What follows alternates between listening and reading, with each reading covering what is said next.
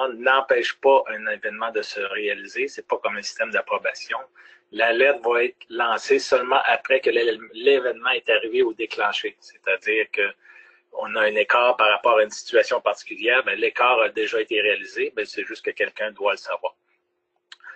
Une autre façon créative d'utiliser les alertes, c'est de le faire pour obtenir une liste de tâches ou pour une personne ou pour simplement avoir un rapport qui va me donner un portrait particulier d'une situation. Par exemple, je veux voir la liste de mes items qui sont en backorder. Tout ce qui est requis pour recevoir une alerte, ben, dans le fond, c'est d'être un usager de Business One parce que c'est par ce système-là qu'on va réussir à vous envoyer les alertes. Dans le système, vous allez retrouver deux types d'alertes. L'alerte système, qui, elle, est vraiment automatique. C'est à chaque fois que je vais générer un document d'SAP Business One, l'alerte va être lancée automatiquement dès l'événement qui aura été détecté. Et les alertes utilisateurs, qui, elles, sont basées plus sur des requêtes SQL. C'est vraiment des alertes qui sont custom. Et ils ont un service qui roule à intervalles réguliers pour détecter si l'événement a eu lieu. Et à ce moment-là, vous allez recevoir une alerte ou ça sera tout simplement à intervalles réguliers. On peut avoir des alertes qui vont être lancées à tous les jours à 8 heures le matin, par exemple, pour me donner la situation de la veille. Qu'est-ce que ça prend faire des alertes? D'une part, surtout avec les dernières versions des SAP, il faut activer le service des alertes. Ensuite, on va définir ces alertes-là. On va dire c'est qui doit recevoir l'alerte et par quel moyen. Email. Ensuite, on va définir l'intervalle de temps ou combien de fois cette alerte-là devrait être lancée dans une journée. Ensuite, ben, l'alerte, c'est sûr, il faut qu'elle soit active. Alors, si je vais simplement dans SAP directement,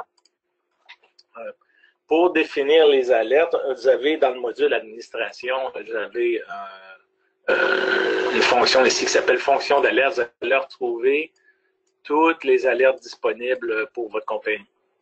À la base, SAP a défini quelques alertes système. Ce qu'on appelle les alertes système, c'est celles qui sont déjà générées par SAP. Alors, en haut, vous allez retrouver le nom de l'alerte. Ici, c'est pour faire des recommandations par rapport à la planification des achats.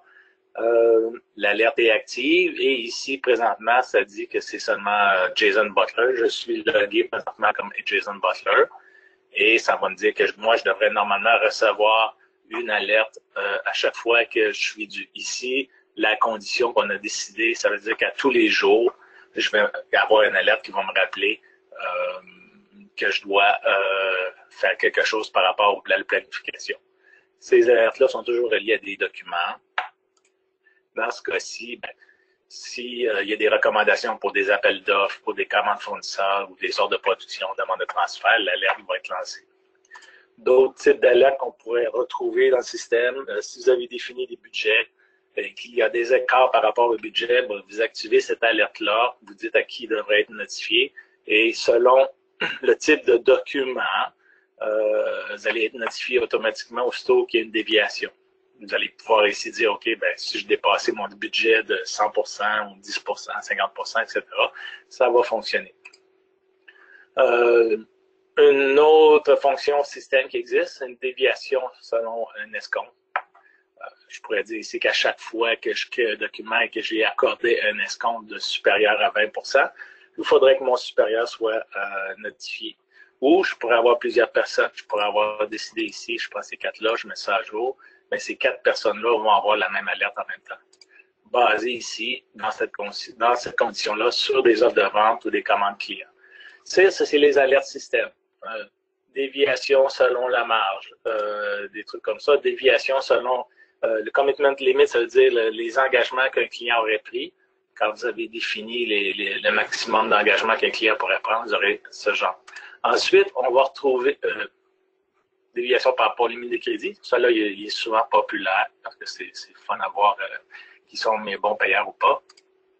Ensuite, on va trouver ce qu'on appelle les alertes utilisateurs. Dans ce cas-ci, c'est une alerte qui va lister toutes les commandes qui sont encore ouvertes.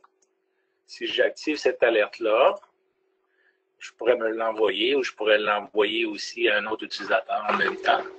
On pourra voir tantôt. Les alertes utilisateurs ne sont pas des alertes qui sont définies, qui vont arriver exactement au même moment où le document est généré. C'est plutôt un service qui va détecter et je décide de la fréquence de détection. Ici, cette alerte-là, à toutes les minutes, à chaque fois que je vais trouver des conditions où j'ai des commandes ouvertes, ça va lancer. J'ai mis 1 minute pour les besoins de la présentation pour qu'on puisse les voir. Mais on pourrait dire, OK, une fois par heure, une fois par jour. Si je fais une fois par jour, je pourrais décider à quelle heure dans la journée ou à la semaine, le jour de la semaine qui va être lancé.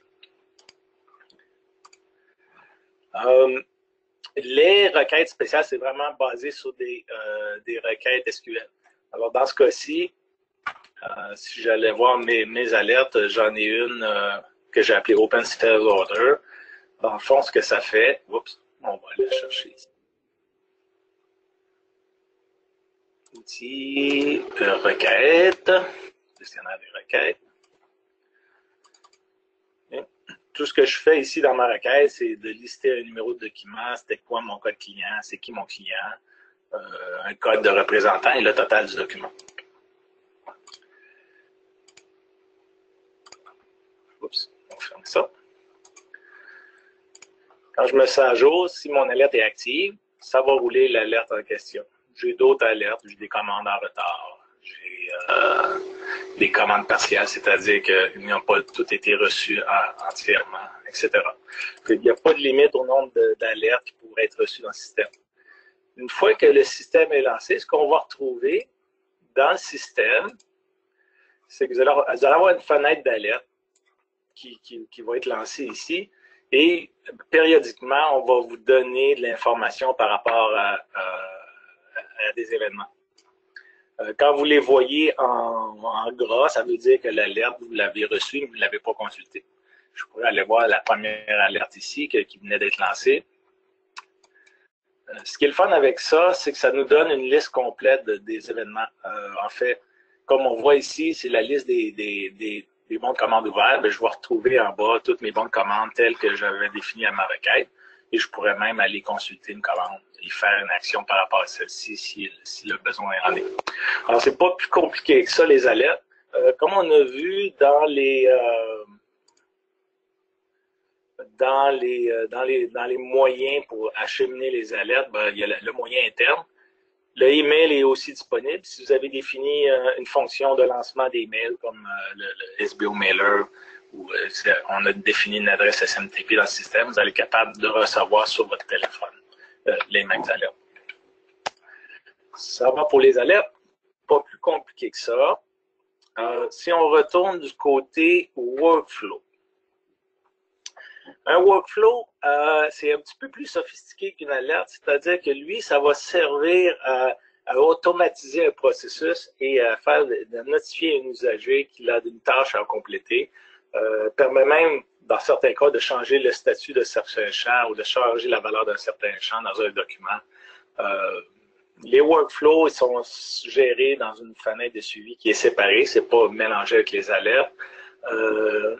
La fenêtre va lister, quand elle va être lancée, elle va lister des tâches à accomplir et permet de connaître le statut et le fait de suivi entier d'un processus. Les utilisateurs peuvent laisser des commentaires s'ils veulent dans le workflow. Ça va ressembler à ce moment-là plus, pour ceux qui connaissent le système d'approbation des SAP, on pourrait l'utiliser à l'intérieur d'un workflow à la place pour faire ce genre de processus. Comment on utilise le workflow? Un, il faut activer le service. Et deux, définir le processus qui va être utilisé avec SAP Business One Studio. Je vais vous montrer à quoi ça peut ressembler. Et une fois qu'on a fait notre processus dans B1 Studio, on doit l'importer et activer le processus dans SAP Business One. Et ensuite, une fois qu'on a défini les autorisations utilisateurs et on a activé le tout, le processus est en place et fonctionne.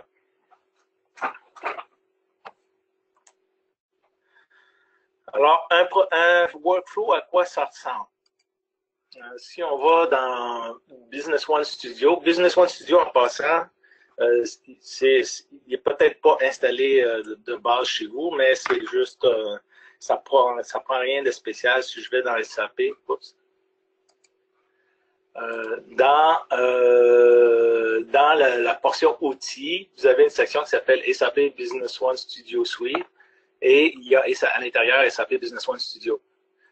S'il est installé, vous cliquez là-dessus, ça va ouvrir ce petit manager-là et ça va vous donner l'occasion de travailler des workflows.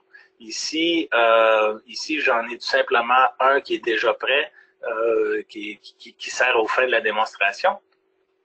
Alors, un workflow, qu'est-ce qu'on va faire? C'est qu'on va définir, on a différents éléments qu'on va venir placer dans notre feuille et qui vont venir définir notre processus. Au départ, ça nous prend un événement de départ. Dans les événements de départ, il y en a 3 types. L'événement qui est un événement de type manuel, c'est-à-dire que je vais devoir appuyer quelque part le bouton pour déclencher l'événement. Un événement de type minuterie, c'est-à-dire que lui, il va partir à intervalles réguliers, à tous les jours ou à tous les heures, si on voudrait. Et un événement de démarrage de type conditionnel, c'est-à-dire que lui, il va aller, un peu comme une alerte, il va aller chercher une condition spécifique. Lorsqu'elle est rencontrée, il va lancer l'événement. Alors, ce processus-là que j'ai défini ici, c'est un processus super simple. Dans le fond, ce qu'on fait, c'est que quelqu'un va générer une soumission et va demander qu'elle soit vérifiée. Quand on va détecter la vérification de la soumission, quelqu'un d'autre ici va recevoir une alerte ou une tâche dans son workflow pour dire, OK, je dois vérifier cette soumission. Une fois que la soumission est vérifiée, la personne va indiquer si la révision est révisée ou approuvée. Si elle est révisée, cette soumission-là va être retournée à la personne qui l'a générée. Si elle est approuvée, ben, il y a quelqu'un d'autre qui va recevoir une tâche pour préparer la commande. Une fois cette commande-là réalisée, il y a ensuite quelqu'un d'autre qui va recevoir la tâche de créer le bon de livraison, etc. Fait que celui-là, il est super simple. On retrouve des éléments, les tâches à accomplir ici c'est des tâches qu'on appelle de type utilisateur, c'est-à-dire que l'utilisateur doit intervenir dans SAP pour que la tâche soit réalisée. Création d'un bon de commande, mise à jour d'un bon de commande, création d'une livraison, etc. Il y a d'autres types de tâches qui pourraient être, je ne les ai pas utilisées dans cet exemple-ci, mais d'autres types de tâches qui pourraient être des tâches automatiques, ce qu'on appelle des tâches de type script. C'est-à-dire que quand le système va passer à travers ça, c'est tout un processus qui va se faire en background, changer la valeur de champ, etc. C'est un script qui va venir automatiser un processus. Ensuite, on a ce qu'on appelle en anglais les gateways ou les nœuds. Les gateways, c'est vraiment là où des gateways exclusifs qui vont permettre de choisir soit je m'en vais dans une direction, soit je m'en vais dans l'autre direction. Et les gateways en parallèle qui vont me permettre de rouler de suivre 2 chemins en direct. Dans ce cas-ci, j'en ferai pas une démonstration complète, mais par exemple, si on voulait poursuivre le processus puis d'aller de la soumission à la commande, à la livraison, à la facturation, ben, je pourrais tout simplement rajouter une tâche. Je drague ma prochaine tâche ici. Je pourrais dire que c'est une facture. Lier ma livraison à la facture. Dire que ma facture, je vais la baser sur un document. Ici, c'est les documents qui sont associés à chacune des tâches. Je vais avoir une facture qui va être basée sur la livraison ici. Dans ce système, je vais aller dire, OK, on base ça sur le document de livraison. Et à la fin, ce qui est important de dire, en fait, ici, je vais lui dire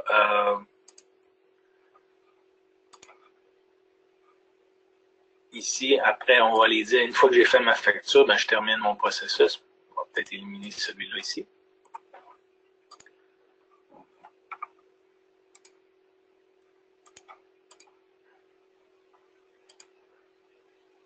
Ça, c'est une tâche manuelle. J'ai pris la mauvaise tâche. On va reprendre la tâche user. Je vais faire rapidement.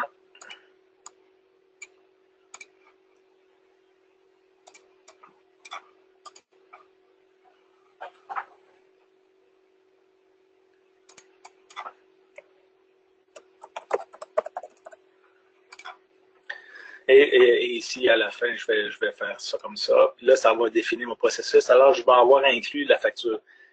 Dans ma facture, c'est ici que je vais aller dire, bon, dans mes participants, ben ça devrait être fait par Brad, par exemple. Ou même, je pourrais mettre plusieurs participants. Je peux dire, regarde, c'est Brad ou Fred. Les deux pourront recevoir le document en question. Bien entendu, il faut que j'aille dire aussi le type de document qui va être généré.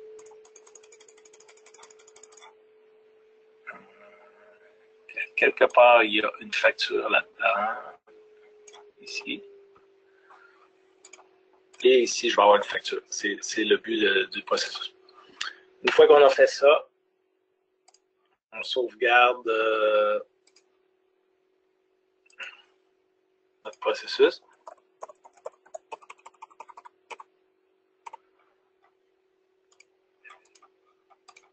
On va y changer le nom ici aussi.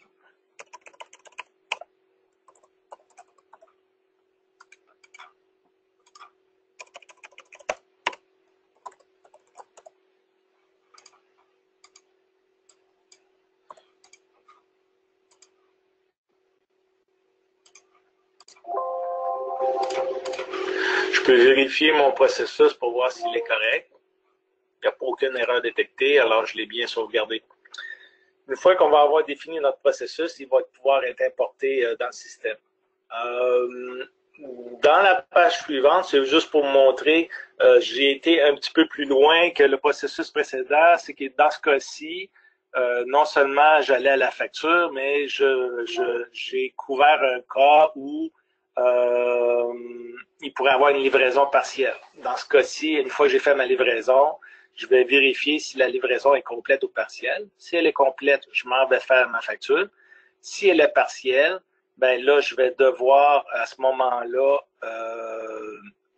à la fois faire la facture pour la première livraison et ensuite envoyer une notification de BO à une deuxième personne pour qu'elle puisse faire une deuxième livraison et éventuellement faire la facture. Alors, on peut faire vraiment des processus qui sont assez complexes. Si on tourne dans B1, ici, on devrait peut-être annuler une coupe d'alerte parce que si je mets ça aux minutes, on va être dérangé pas mal souvent. Alors, le workflow, si vous êtes administrateur, tout ça, c'est géré par autorisation. Vous avez le gestionnaire de workflow qui va vous permettre d'importer un workflow. Si je vais dans l'importation et je m'en vais chercher celui que je venais de créer, Sales Go to Invoice, je vais l'avoir dans le système. Ça va me dire qu'il est en train de l'importer. Et ensuite, je vais pouvoir l'activer. Une fois qu'il est activé, ben là, il faut vraiment aller par utilisateur et dire, OK, ça, c'est un nouveau workflow et celui-là, je vais l'autoriser aussi pour Maria dans ce cas-ci. OK. Là, je voudrais travailler tout simplement avec des workflows qui existent déjà pour illustrer les exemples. Je vais désactiver celui-ci. Alors, qu'est-ce qui arrive dans un workflow? C'est quoi les effets réels dans le système? Par exemple, je vais créer, selon ce que j'ai défini, une offre client. Okay? On va y aller très rapidement. Je vais faire un duplicata de celle qui avait déjà un système. OK. Et puis, on va y mettre son statut à vérifier. Là, je vais prendre un petit raccourci parce que le workflow, comme c'est un service, il va rouler à un intervalle de temps régulier. Et pour les besoins de la présentation, j'ai besoin de partir ce workflow-là directement. Je veux juste m'assurer qu'il part immédiatement.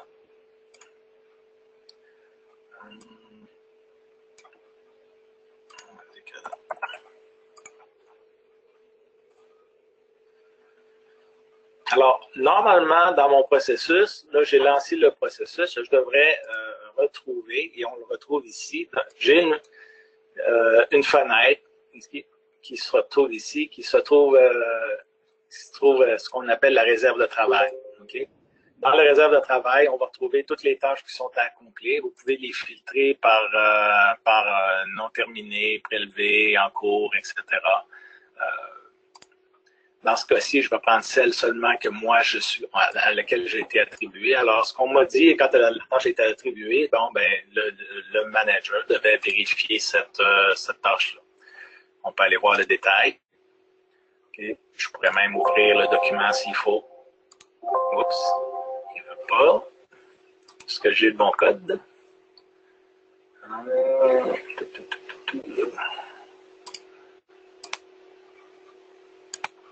Offre de vie. OK, on a parti avec un code qui n'existait pas.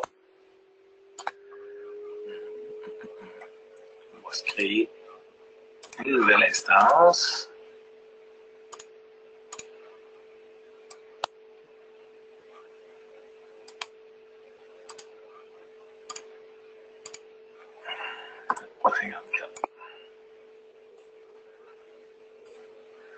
OK, on va partir avec celui-là ici. Alors, je peux voir le détail. Je peux aller ouvrir le devis en question pour voir qu'est-ce qu'il y en est. Je peux prendre une décision. Dans ce cas-ci, je pourrais dire OK, j'approuve la soumission telle qu'elle est. OK.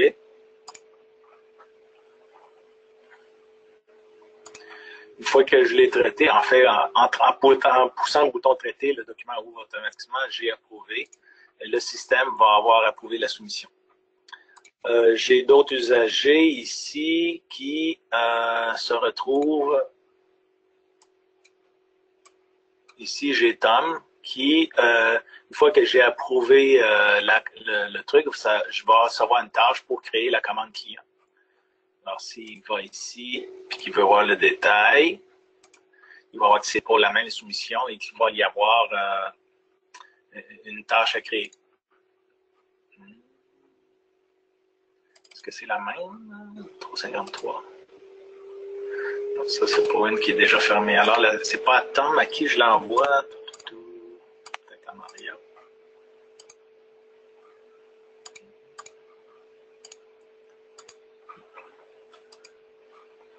On cherche qui doit recevoir la...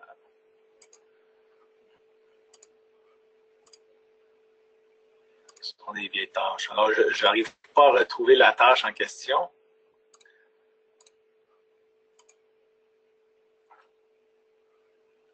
Je l'ai bien, si je m'en viens voir avec Tom ici.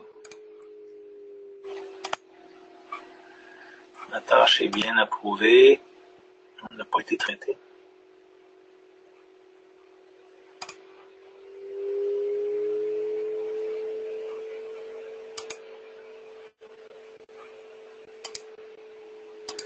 Il n'y a pas détecté de mise à jour. OK. Alors, Tom, lui, reçoit une commande pour faire la commande client. Il peut ouvrir, il va dire, OK, je prends cette tâche-là. Il va aller faire le processus, c'est-à-dire qu'on va ouvrir la commande. Il va dire, OK, tout est correct, je fais la commande. Ici, dans ce cas-ci, on va lui dire le système lui dit qu'il manque du stock. On est un petit peu au courant. L'idée, c'était de montrer l'histoire des backorders. Et la commande a été générée. Normalement, si je vais avec Linda maintenant, avec Maria, elle se retrouve dans son workflow à elle avec une livraison à réaliser. Même processus, elle va pouvoir ouvrir, prendre le pick-up,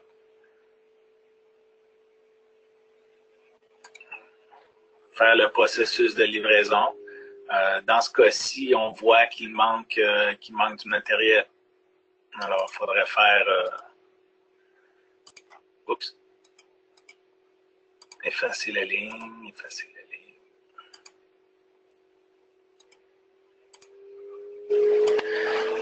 J'ajoute ma livraison dans le système et à la fin, si je me connecte avec Linda, qui est la personne qui s'occupe des comptes recevables, elle reçoit elle aussi un workflow pour lui dire, bon, il y a une facture à préparer.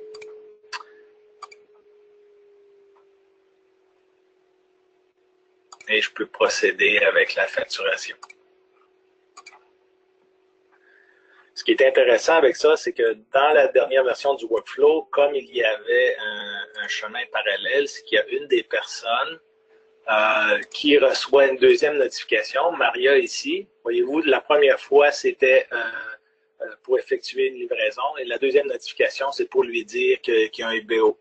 Bon, les BO, ils pourraient être envoyés non seulement à la personne qui va faire les livraisons, mais aussi aux personnes qui sont responsables des achats, par exemple, pour qu'ils puissent savoir qu'est-ce qu'il y a à envoyer, acheter pour pouvoir compléter cette commande-là.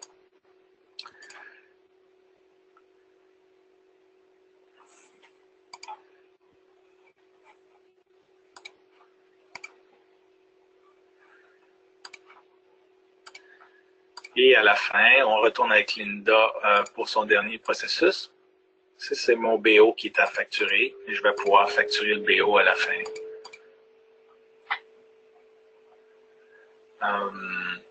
Tel que normalement. Alors, c'est vraiment quelque chose qui permet dans le fond, c'est un système plus actif, c'est qu'au lieu que chaque personne prenne l'initiative d'aller chercher les documents qui sont déjà générés et d'essayer de trouver que cette personne pourrait faire là, c'est plus un système qui fait du push, c'est-à-dire qu'on va pousser vers la personne suivante, on va lui dire, moi j'ai fait ma part, voici ce que toi tu pourrais faire ensuite. Alors, c'était vraiment ici une courte démonstration du workflow. J'espère que ça vous a permis de comprendre un petit peu plus qu'est-ce qu'on peut faire avec ces outils-là qui ne sont pas toujours utilisés et qui sont disponibles dans votre système. Alors, juste pour simplifier les choses, il n'y a aucune licence supplémentaire qui est requise pour utiliser ça, c'est-à-dire que les alertes, les workflows, c'est déjà inclus dans votre système de base. Tout ce que ça prend, ça prend déjà des usagers qui sont connectés avec SAP. C'est-à-dire que c'est entendu que ceux qui doivent générer les documents, ils doivent avoir les autorisations et les licences nécessaires pour générer ces documents-là. Autrement, vous n'avez pas à faire d'achat de nouvelles licences. Il n'y a pas rien de spécial. Ce qui termine ma présentation. Est-ce que vous avez des questions? Merci beaucoup, Robert. C'est très intéressant.